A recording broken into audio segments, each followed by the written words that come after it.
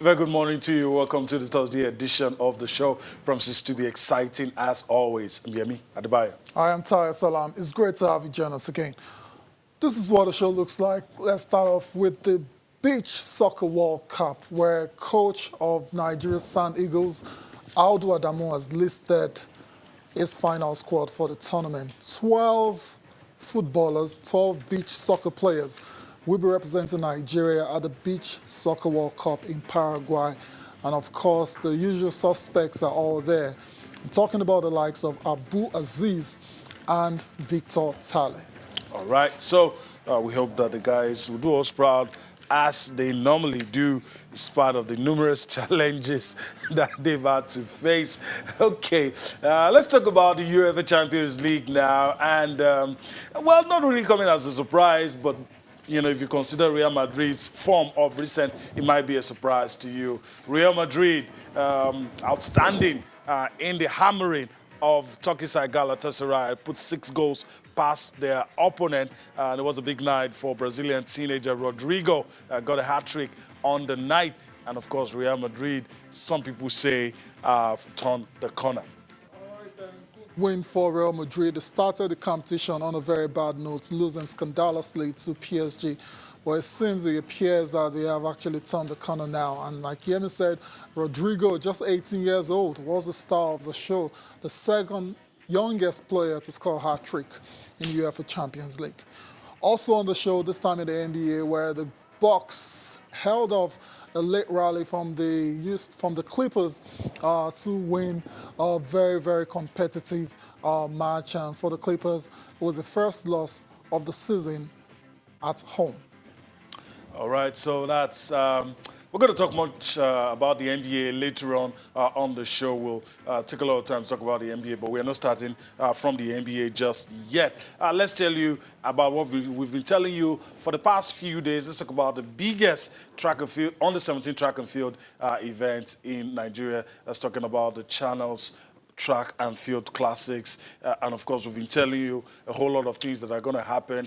And today is 6 days to go. The countdown continues till the second edition of the event starts. So start preparing, get ready for the big one. And today, like we told you yesterday, the press conference to herald this event is holding today. And of course, a lot of information will be put out there for you to know. And once you get to the press conference to herald the tournament, there's no going back. This is going to happen. It's going to hold. And of course, we have entered a phase where there's no looking back. After November 7, 13, the arrival of athletes and registration, like Tayo hinted yesterday, screening follows immediately. And the screening, if the Channels Kids Cup is anything to go by, you can expect that the screening is going to be tough. It's going to be tedious. And of course, we do not encourage cheating at any level. So not at all. on that day, day one of track and field events will also hold. All right, then on the 14th, that's when all the finals of the events will be taking place. He also gets medals, certificates of participation for all the students that featured in the second edition of the Channels Under 17 Track and Field Classics. As we speak right now, the lads are on their way to the stadium where they'll be holding that World Press Conference, to herald the Channels Under 17 Track and Field Classics. So those are the events once again, you've seen them over and over again now, and I'm sure you're looking forward to seeing raw talents in action in 100 meters, in the 200 meters, 408, 4x4, the 2 relays, field events as well, to long jump, high jump, and short put. We can't wait for this thing to start. All right, so let's leave it at that just for now, and let's get on with the show. Let's talk about the National Basketball Association. A lot of matches are played yesterday night, and a couple this morning. And let's run through some of those results for you, and later on we'll get to focus on our match of the night. All right, then. There you go. Those are the results for you. The 76ers, after starting the season 5-0, they've lost 2 in a row now. That's because they faced off against the Utah Jazz, and it was Donovan Mitchell leading the way with 24 points and 8 assists to lead Utah to that 106-104 victory over the Philadelphia 76ers. Joel Embiid returned from suspension to lead Philadelphia with 27 points and 16 rebounds, but it wasn't enough on the night. Surely. I mean, I was talking about the Sixers 5-0 to start the season.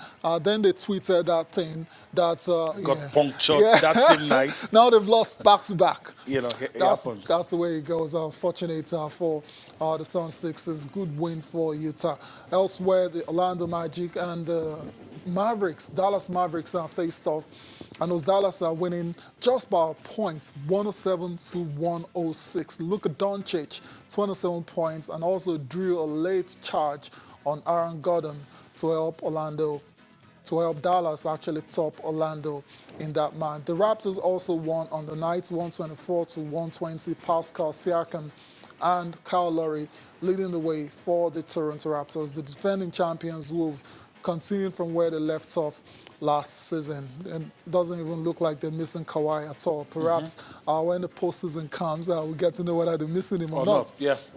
Okay, the Wizards and the Pacers, 121-106. TJ Warren scoring 21 points in that particular victory for Indiana. Indiana still missing Victor Oladipo, who's out and is expected to be back by December. They are 4-4 this season now, so at least good, not bad at all. I mean, it started a bit wobbly, and now they've managed to recover to have the record of 4-4.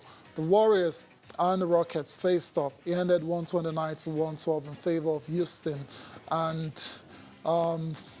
this particular game, James Harden did what he's been doing all season, and 36 points on the night for him. But for the Warriors, I mean, it's very short-handed Warriors side. If you see the lineup, the 9-man rotation for that lineup, you'd struggle to recognize anybody. And it's crazy to see this team going from a potential three-peat last season to being totally decimated, and they can't even win a game. They've lost 6 times already this season. And it's really sad.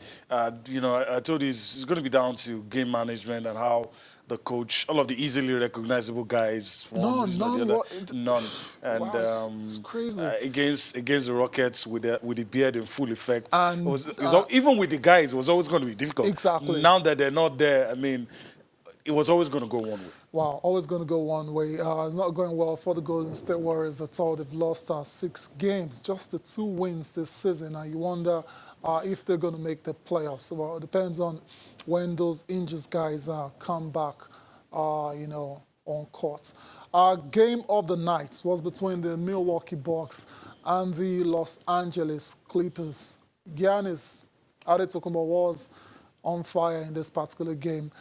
For Milwaukee, scoring 38 points and grabbing 16 rebounds on the night for Giannis Antetokounmpo. What a player. Yeah. Maybe we'll talk about the top performance first before we go back. What else can we say about Giannis? And maybe we support this guy for sentimental reasons. But even at that, he's a great player.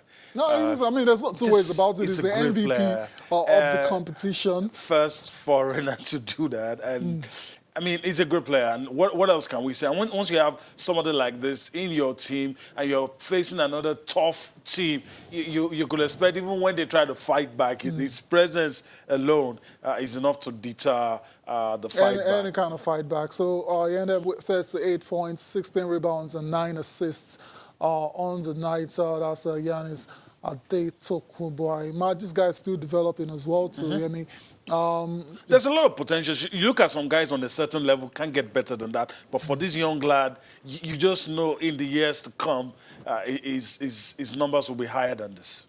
All right, then. Our next guy on the top performer list is James Harden. Of course, James Harden is having a fantastic season. Started a bit slow, but he's picked up pace now. Against the Golden State Warriors, he scored 36 points, grabbed 4 rebounds, and recorded 13 assists. And last but not the least is Montreal's Harrell of the Clippers. He had a decent game as well, so actually he made his first start. Ended up on the losing side. Yeah, unfortunately for him. And for this young man, the funny thing is, when the two big guys came, I think that there were, even he jokingly said it, I'm done, you know. Probably thought he wouldn't be grabbing the headlines with this kind of performances. Yep. But a good one for him, that even with the boys, though one of the guys hasn't started playing, but even with their presence, still gets to do in a losing effort, but on a personal note, good performance. Fantastic. Like I said, career high, 34 points and 13 rebounds for him in his first start of the season. Still talking about the Clippers. They played without Kawhi. Load management because they're playing another game tonight. So he's rested for the one that was played yesterday, so he can play today. Paul George as well is also nearing his return from injury. He's expected to practice with the team very soon. And we get to see, you know, we've seen the Lakers duel of AD and LeBron. We are yet to see what these guys can do. That's Kawhi. And we've seen Russell and James Harden as well. Harden. So we're patiently waiting to see what Kawhi and Paul George will do when they hook up together on the court for the Los Angeles Clippers.